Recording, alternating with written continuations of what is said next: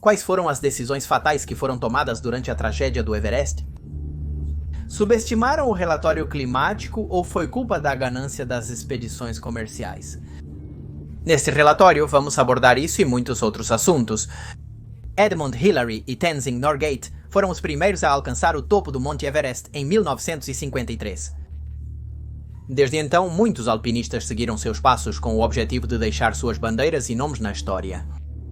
É importante ressaltar também que 1 em cada 4 profissionais de alta altitude perdeu para a montanha. Tudo mudou quando, em 1992, o alpinista Rob Hall fundou a primeira expedição comercial ao local, Adventure Consultants. Escalar, o pico mais alto do mundo, estava ao alcance de qualquer pessoa que pudesse pagar pelos serviços de Hall e companhia, claro. Em 1996, as expedições comerciais de alta montanha estavam em alta. Centenas e milhares de clientes inexperientes conquistavam o Everest anualmente. Muitos sonhos se tornaram realidade. Na temporada anterior, não se conseguiu chegar ao topo, por isso escalar o Everest em 1996 era fundamental para garantir mais clientes nos anos seguintes.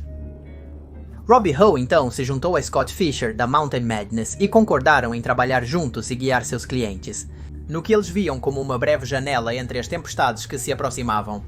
Mas tudo foi um caos quando chegou o dia 10 de maio de 1996, o dia em que ocorreu a tragédia do Everest. Vocês conhecem a tragédia do Everest e sabem o que aconteceu lá? Você assistiu ao filme de 2015 que aborda essa tragédia?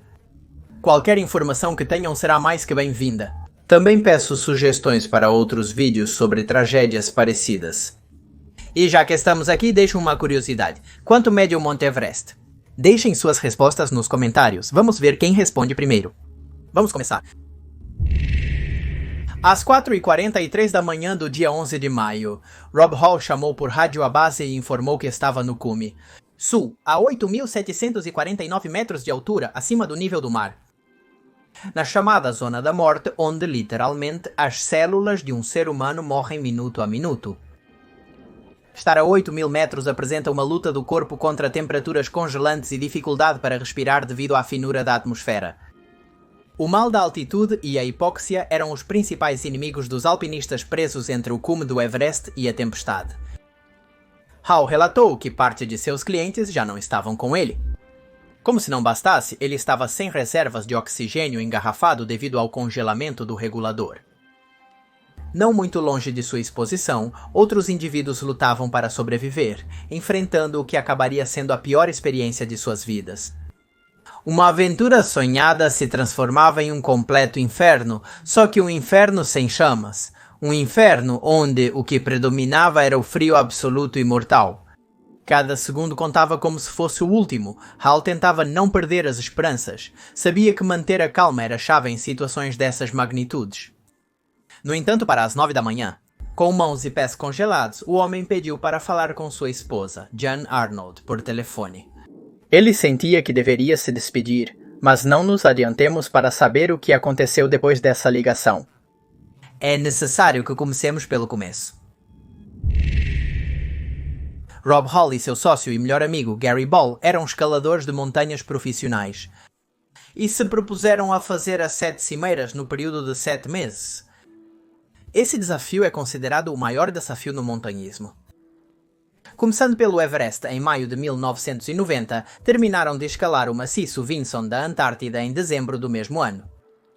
Hall e Ball perceberam que para manter seus patrocínios, suas façanhas posteriores teriam que ser mais arriscadas.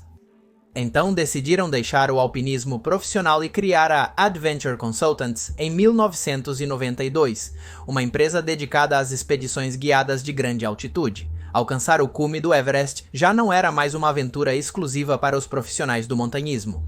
No primeiro ano, Hall e seu sócio levaram 6 clientes ao cume com sucesso e sem complicações. Rapidamente se tornaram líderes entre as expedições de alta montanha, mas nem todas as notícias eram boas para eles. Em 1993, Gary Ball sofreu um edema pulmonar de altitude que o levou a perder a vida. Apesar do duro golpe, Rob Hall seguiu com o negócio. Ele superou a depressão e, em homenagem ao seu colega falecido, levou a Adventure Consultants a ser a empresa líder nas expedições ao Everest. Apesar de ter um preço mais elevado, a fama de confiabilidade e segurança de Hall atraiu mais clientes do que qualquer outro empreendimento similar. Assim como subiam aqueles que o contratavam do mesmo modo, subiam suas finanças. Aos poucos, com cada novo intrépido que aparecia em seus escritórios, suas contas bancárias se enchiam de mais e mais zeros. A competição mais importante para Hall era a Mountain Madness, liderada pelo escalador profissional Scott Fisher, de um perfil totalmente oposto ao de Hall. Como um rockstar, Fisher valorizava mais a aventura do que a segurança. E tanto ele quanto seu guia principal, o russo Anatoly Bukraev, faziam a escalada sem a ajuda de tubos de oxigênio. Fisher apreciava especialmente o russo, por considerá-lo um dos melhores, se não o melhor escalador do mundo. Em caso de perigo, ele confiava em ser resgatado pelo Anatoly. Para 1996, Hall e Fisher tinham dezenas de clientes que conseguiram levar ao topo. Vendo o sucesso dessas empreitadas, mais expedições comerciais se abriam em busca de captar o mercado. Assim, os dois pioneiros, determinados a manter sua posição privilegiada, procuraram a atenção da mídia. John Krakauer, jornalista da revista Outside e escalador consumado, acabou se inscrevendo em uma das expedições de Rob Hull. O acordo era que cobrariam menos dele em troca de uma nota de 5.000 palavras, onde a aventura seria narrada e potenciais clientes seriam incentivados a escolher a empresa de Rob. Fisher, ele não ficou de braços cruzados e foi atrás de Sandy Hill Pittman, repórter da National Broadcasting Company. As equipes foram se formando aos poucos. Ninguém suspeitava que estavam na véspera de uma terrível tragédia. Conta-se que na primavera de 1996, entre 15 e 20 expedições estavam prontas para escalar o Everest. Centenas de escaladores, a maioria inexperientes, estão concentrados no mesmo local e rotas. Era um novo recorde, mas vamos conhecer os protagonistas das duas principais expedições, aquelas que estiveram no centro da tragédia. Além de Rob Hull, na Adventure Consultants estavam Mike Groom e Andy Harold Harris, que foram os guias secundários. Os 8 clientes que os acompanhariam naquela infame temporada tinham na sua maioria experiência em escaladas, mas não em aventuras tão arriscadas. Sem mencionar que muitos deles não estavam fisicamente preparados para um desgaste daquele tipo. Dessas pessoas, vamos destacar 3 em particular. Uma é Yasuko Namba, de 47 anos. Yasuko pretendia, ao chegar ao topo do Everest, se tornar a segunda mulher do Japão a conquistar as 7 cimeiras. O outro é Beck Weathers, de 49 anos. Beck atravessava uma persistente depressão, o que o afastava da família em busca de aventuras nas alturas. Ele não sabia que o que estava prestes a viver iria mudar sua maneira de perceber o mundo para sempre. Doc Hansen, por outro lado, era um homem de 46 anos que estava em sua segunda tentativa de chegar ao topo com a ajuda de Rob. Na primeira vez ele não conseguiu, e como sua situação econômica não permitia uma segunda chance, Hall havia oferecido um desconto, alegando que se afeiçoou à sua história de persistência e sacrifício. Hansen era carteiro e para sua última oportunidade de chegar ao topo do Everest, havia hipotecado sua casa e recebido a ajuda de alunos de uma escola de Kent. Esses garotos, junto com um maço de notas, deram-lhe uma bandeira para que ele pudesse colocar no ponto mais alto do mundo. A equipe foi completada com um grupo de 6 ervas, lideradas por Anne Dorje. Os Sierbas são uma das etnias que habitam as regiões montanhosas do Nepal no Himalaia. Devido à sua importância como guias, o termo se expandiu para qualquer guia de alta montanha. Por outro lado, estava Mountain Vance, com o já mencionado Scott Fisher como guia principal. Contava ao seu lado com o também mencionado Anatoly e com Neil Bidelman como guias secundários. Os clientes desta expedição, ao contrário da liderada por Hall, tinham mais experiência em montanhismo de altura. Lobsang Jambu foi o Sherpa líder da equipe. Entre as outras expedições que estavam na área, podemos destacar uma taiwanesa, uma japonesa e uma da Polícia de Fronteira indo-tibetana. Esse fator humano provocaria gargalos e uma subida muito mais lenta, mas esse não seria o maior dos problemas. O relatório meteorológico previu uma tempestade para 11 de maio. Por esse motivo, as 4 expedições que estavam no acampamento 4 queriam alcançar o cume no 10 e se dirigiram para lá ao mesmo tempo. Queriam vencer a tempestade. Devido ao grande número de pessoas no caminho, tiveram que avançar em linha ao longo de uma área fina chamada South Ridge. Os diferentes líderes de expedição discutiram o assunto e a competição pelo coronel. o Everest aprofundou ainda mais o desastre.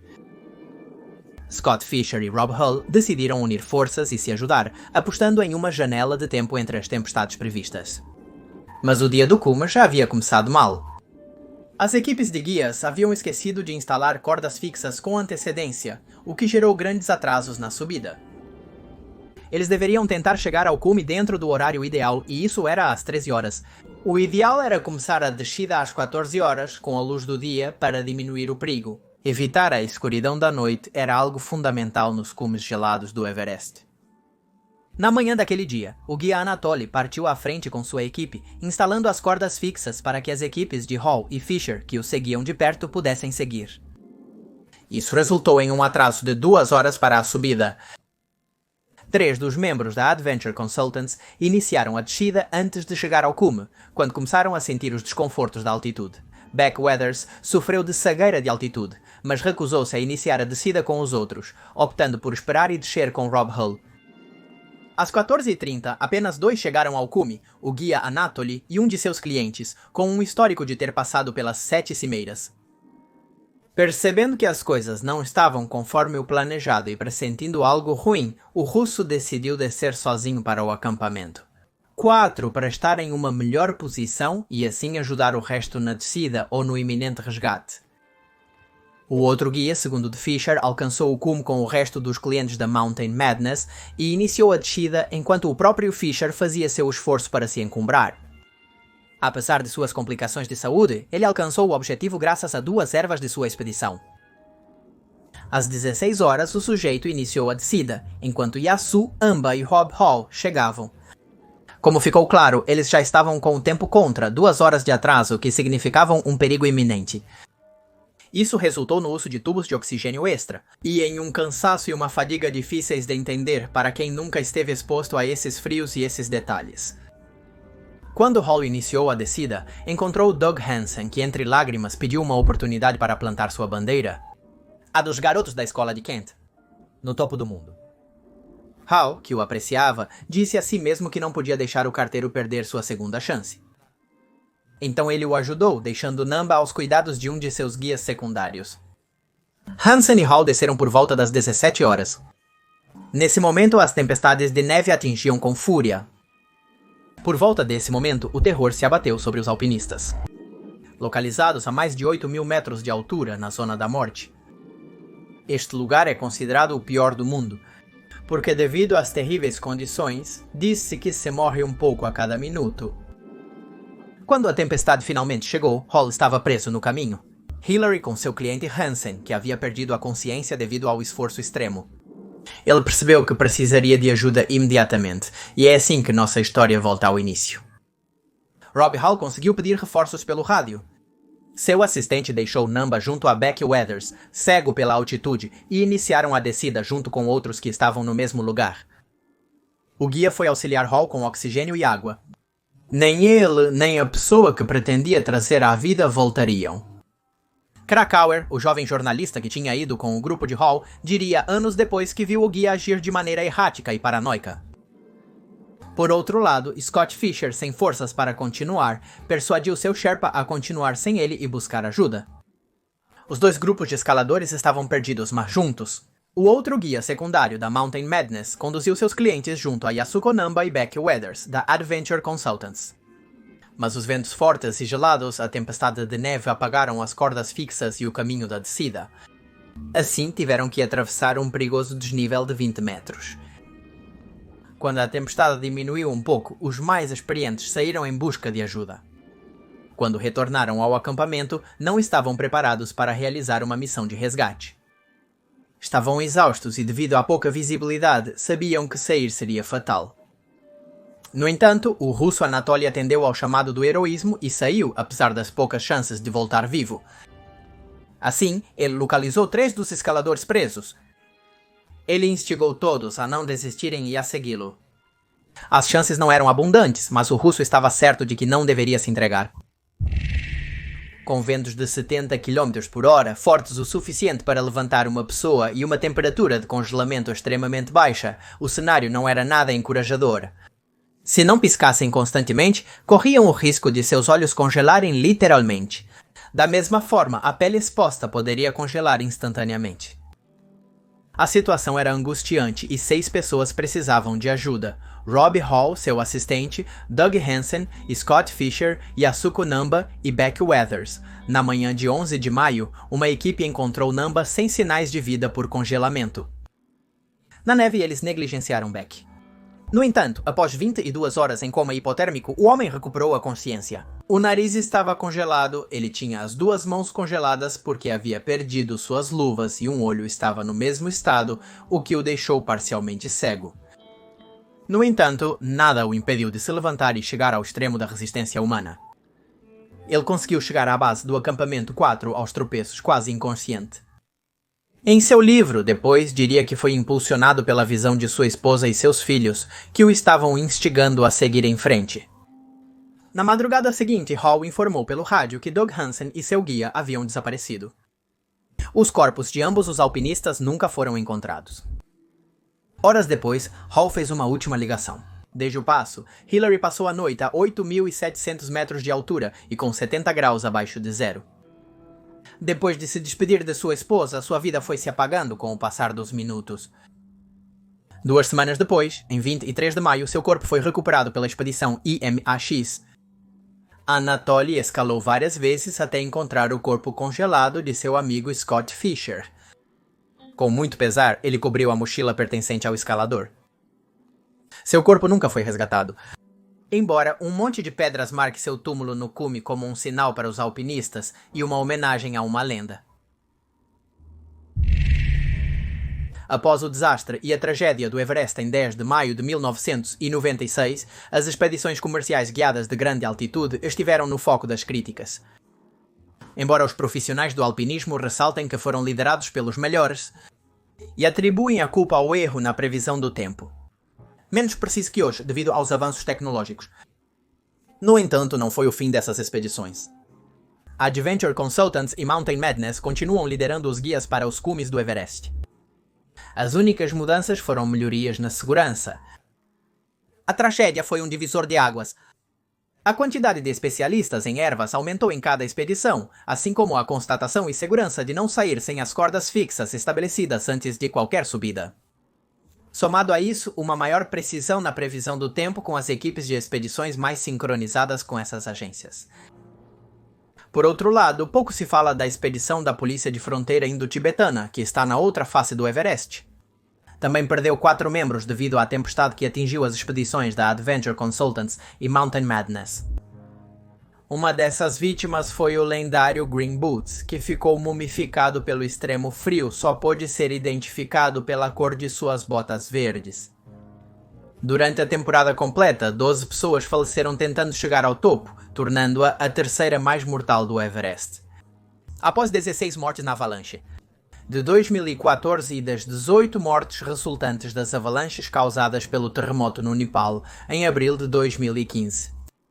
Krakauer contou sua verdade no livro Into the Air, em 1997, onde criticou Bukhariev.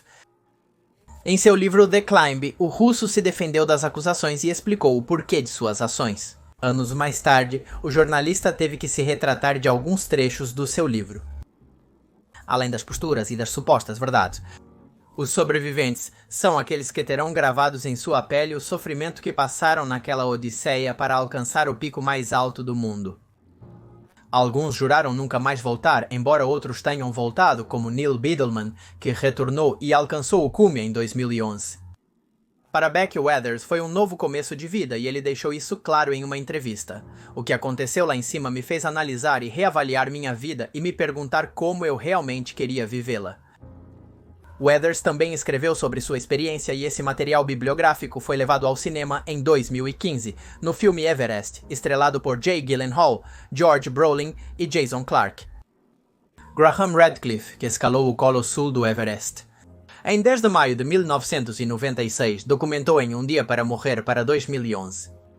Que os relatórios do clima entregues aos líderes das expedições, incluindo Rob Hall e Scott Fisher, antes de suas tentativas de atingir o cume previsto para o dia 10 de maio, previam uma grande tempestade se desenvolvendo após o dia 8 de maio e atingindo um pico de intensidade no dia 11 de maio. de 1996. Com isso, destacou-se a incompetência de ambos os organizadores. A competição entre empresas para alcançar o cume e ganhar mais prestígio pode ter sido um incentivo, mas as intempéries foram as que acabaram decidindo como cada um deles iria terminar. Não acreditam? Mais uma vez, devemos tirar a conclusão mais concreta: nada jamais poderá contra a força da natureza. E é isso sobre a tragédia do Everest de hoje. Espero que tenham se interessado. Se gostaram, peço, por favor, que deixem seu like, se inscrevam e ativem as notificações. Convido vocês a sugerirem casos semelhantes. Aqui estão mais alguns vídeos para a maratona. Sem mais, me despeço. Sou Magnum Efisto e nos vemos no próximo vídeo. Adeus, Exploração 10. Meu primeiro livro já está disponível em todas as livrarias. Deixo o link aqui embaixo para que você possa adquirir em formato físico e em e-book.